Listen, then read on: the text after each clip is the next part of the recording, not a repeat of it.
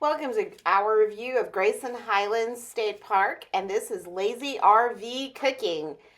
Woo! Here comes the horses, or the ponies. I named that one Fred. Hi, Fred.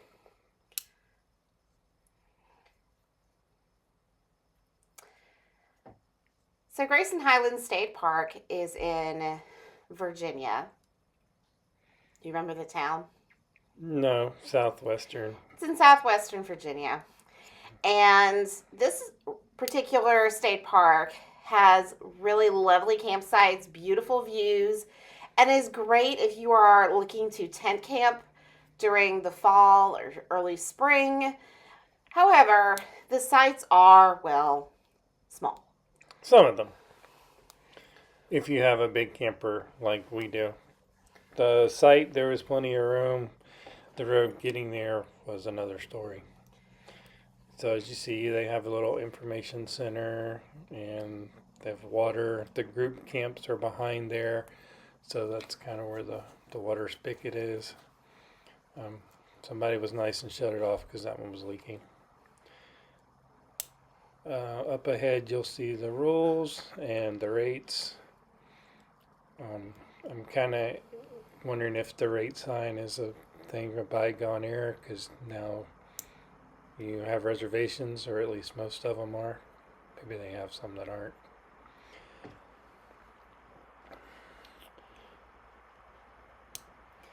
So we're going through the campground. And one of the nice things about state parks is you're really not on top of each other as much as you would think. And even the sites that are kind of close together, there was enough room to be spread out so that you weren't sitting next to your neighbors in your campsite. So there are various sites that you can see. There's a lot of tent-friendly sites or sites that would definitely not accommodate an RV of any kind because they're small, and also tent sites. So we started through section or site one, and we're walking through. These are, there are tent sites or like a class B or something. There's no hookups on these sites, but you can see there still look like there could be pull throughs. A lot of them, at least the ones on the right.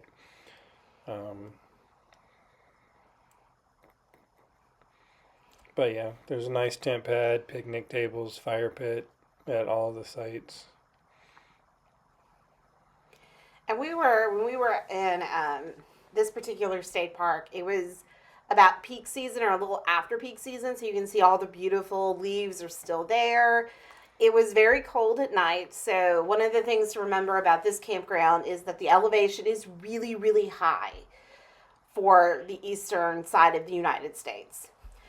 So take that into consideration that the weather below or like closer to sea level, it might be a little bit warmer, and it was really cold when we got much higher into the state park.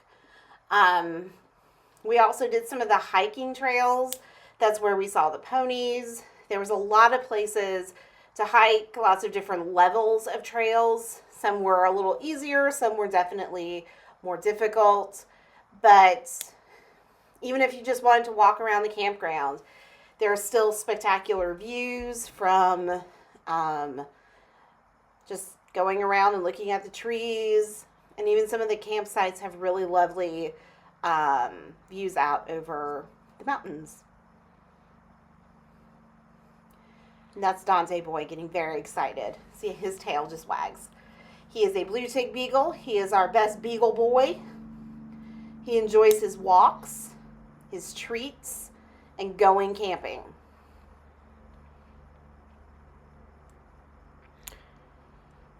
So this is the bathhouse over in the tent loop. You can see the park ranger vehicle. They're over there cleaning it, so I wasn't going to go through. And there's some of the full hookup sites starting, or not full hookups, but water and electric. They do have a dump station. I don't think they have any with sewer except probably the camp host sites. And somewhere up here you're going to notice that there is a jump in the campsites. There it was. Because I don't know what happened to the camera, but it was nothing but black footage. Um, the whole screen was black, and you could hear me walking around. So no idea what happened. So we started back over at Site 31. The camera's haunted. That's what happened. Because this is near Halloweenish. Definitely haunted. Yep. So we're back at different sites. You can see you can put some larger campers on some of these sites, which is nice. We have a larger fifth wheel, and we were able to fit. But you definitely want to make sure that you check with the camp host if you have a question about, like, I wonder if I'm going to fit. The section over there, 33, and the next couple ones up are definitely the ones I would recommend. The ones on the left I don't think have hookups. But over there where the little car is would be another nice one for big rig friendly site. One thing to remember about Grayson Highlands, particularly if you are coming from somewhere not near the park, it is in the middle of nowhere. There is no grocery store. There is a small convenience store. What was it, 20 miles away? 8. Yeah, I don't do distance. But there's really no place to go get groceries. You're going to have to go farther out. And there's definitely no place that is going to deliver because, well, there's no cell service. So definitely pack everything that you need, food, amenities, all the things before you get to the state park.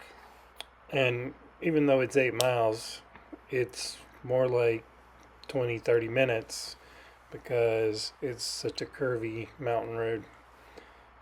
The speed limit on the road says 55, even though all the curves say, then there's other signs that say 15 miles an hour for the next 5 miles. So I see the speed limit as a challenge, not while towing though.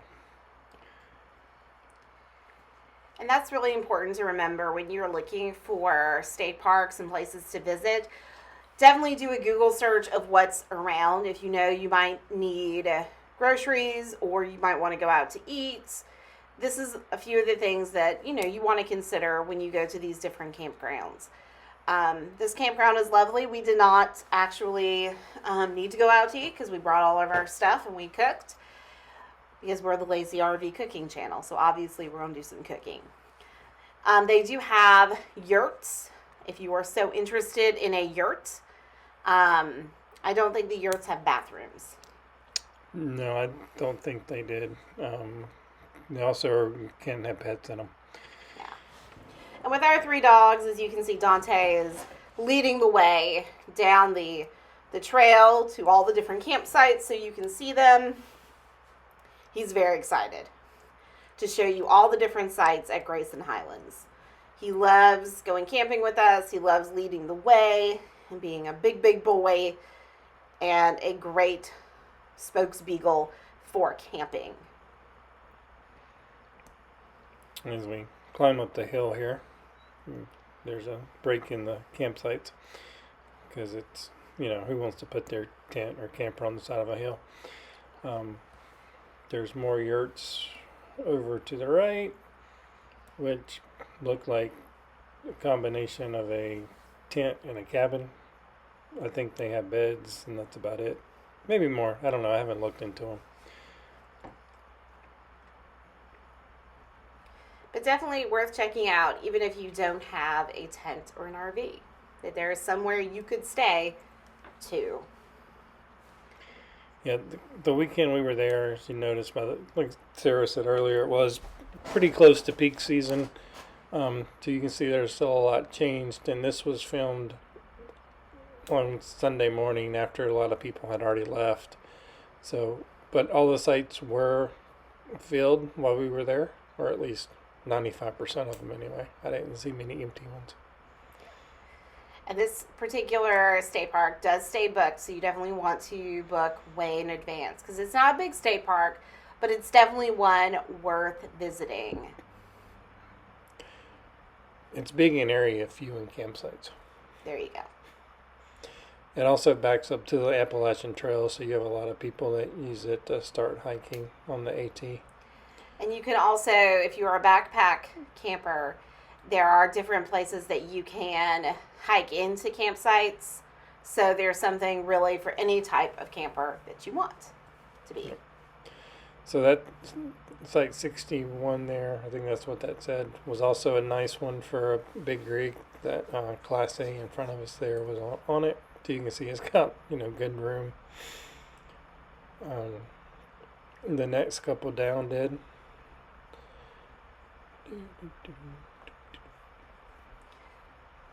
As we walk.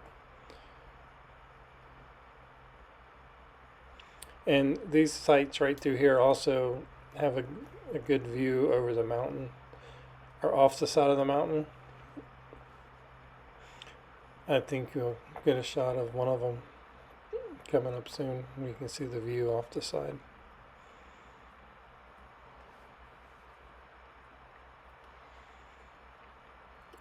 And here's our spokesbeagle leading the way.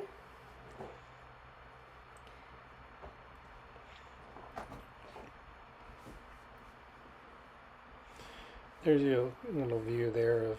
Yeah.